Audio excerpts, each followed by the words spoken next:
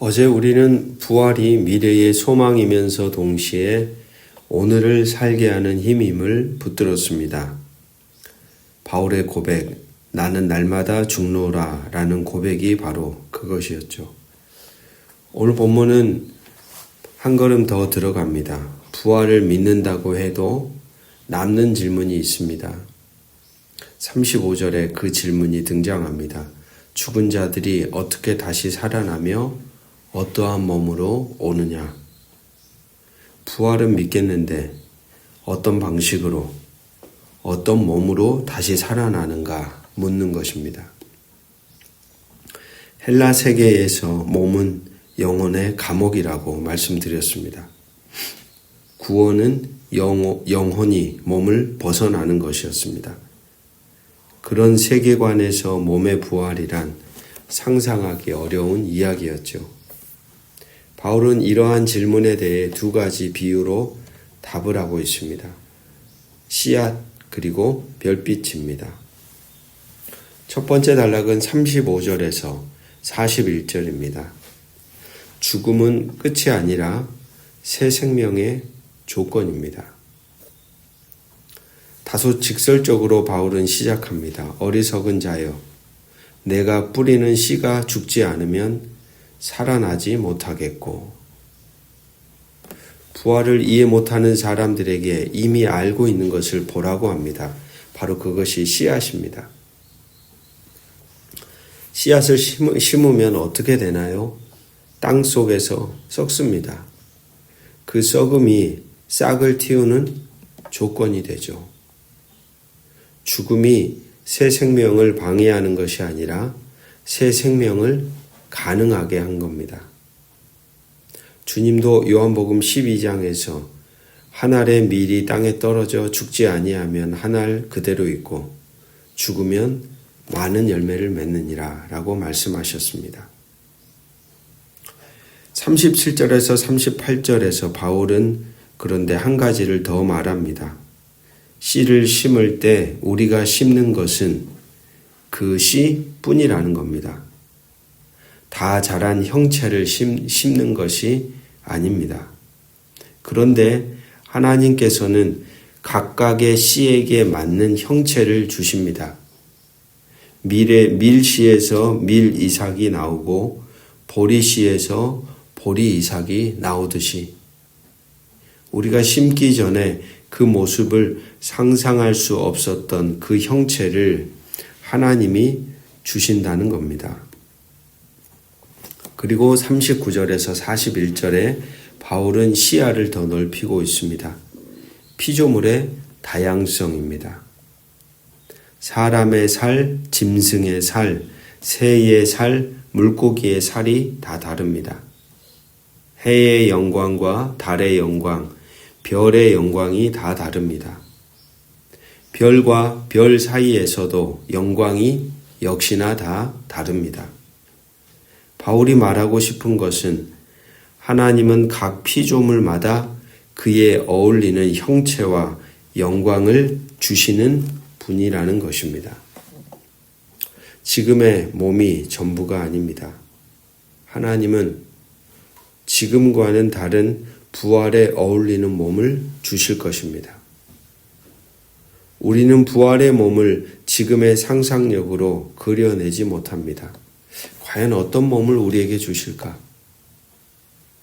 씨앗 하나만 보고 나중에 자랄 이삭의 모습을 상상하지 못하듯이, 그러나 그 상상 너머에서 하나님은 일하십니다. 두 번째 단락은 42절에서 49절입니다. 부활의 몸은 지금의 몸보다 훨씬 탁월합니다. 네 가지 대조가 나옵니다. 42절에 썩을 것으로 심고 썩지 아니할 것으로 다시 살아나며, 욕된 것으로 심고 영광스러운 것으로 다시 살아나며, 약한 것으로 심고 강한 것으로 다시 살아나며, 육의 몸으로 심고 신령한 몸으로 다시 살아나느니라. 지금의 몸은 썩고 욕되고 약합니다. 이것은 몸 자체가 나쁘다는 말이 아닙니다. 지금의 몸은 이 땅의 삶에 어울리는 몸이라는 것이죠. 하지만 부활의 몸은 썩지 않고 영광스럽고 강하고 신령합니다. 이것도 몸입니다. 바울은 영혼만 남는 것이라고 말하지 않습니다. 몸입니다. 그러나 지금의 몸과는 질적으로 다른 몸이죠. 45절에서 49절에 바울은 다시 아담과 그리스도를 대조합니다. 첫사람 아담은 살아있는 혼이 되었습니다. 땅에서 나서 흙에 속한 존재입니다. 그러나 마지막 아담 그리스도는 살려주는 영이 되셨습니다. 하늘에서 나서 하늘에 속한 존재입니다. 그리고 나서 48절 49절에 적용합니다. 흙에 속한 자들은 저 흙에 속한 자와 같고 하늘에 속한 자들은 저 하늘에 속한 이와 같으니 우리가 흙에 속한 자의 형상을 입은 것 같이 또한 하늘에 속한 이의 형상을 입으리라. 여러분, 지금 우리는 아담의 형상을 입고 살아가는 중입니다. 흙에서 나서 흙으로 돌아가는 몸입니다. 그런데 부활 때에 우리는 그리스도의 형상을 입게 됩니다. 하늘에 속한 몸, 신령한 몸을 입게 됩니다. 여기서 중요한 지점은 바울은 나라는 존재가 사라진다고 하지 않습니다. 나라는 존재가 다른 형상을 입는다고 합니다.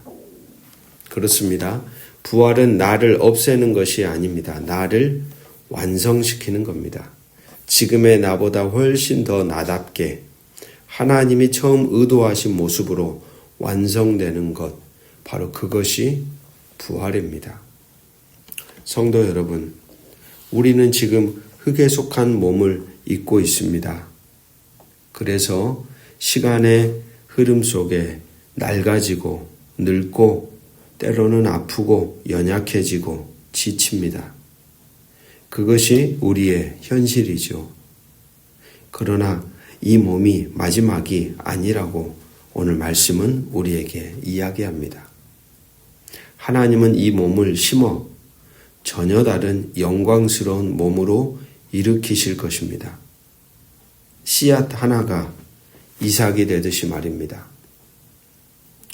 오늘 몸의 한계 때문에 힘드신 분들이 계십니까? 나이가 들어가는 것이 두렵거나 건강이 걱정되거나 혹은 사랑하는 분의 쇠약해짐을 바라보며 마음이 무거우신 분들이 계십니까? 오늘 말씀을 우리의 마음에 새기십시오. 이것은 씨앗이다. 그리고 오늘 하루 몸의 한계 앞에서 낙심하고 있는 자신, 주변 사람들에게 이 말씀 한 구절을 나눠주십시오. 그래서 부활의 소망을 비록 지금 이 땅에서 흙에 속한 몸을 입고 살아가고 있지만 그 부활의 소망을 믿음으로 붙잡고 주어진 남은 생애조차도 하나님의 뜻을 온전히 새겨가는 복된 우리의 여정이 되기를 주님의 이름으로 축복합니다. 기도하겠습니다. 하나님, 우리는 씨앗입니다. 지금은 작고 초라해 보여도 당신의 손 안에 있습니다. 썩는 것이 두렵지 않습니다. 당신께서 형체를 주시기 때문입니다. 흙에 속한 이 몸이 언젠가 하늘에 속한 몸으로 일어날 것을 오늘 다시 말씀을 통해 붙잡습니다. 말씀 공동체가 그 소망으로 오늘을 걸어가게 하옵소서. 썩어가는 것 앞에서도 두렵지 않게 하시기를 주 예수 그리스도의 이름으로 간절히 기도드립니다. 아멘.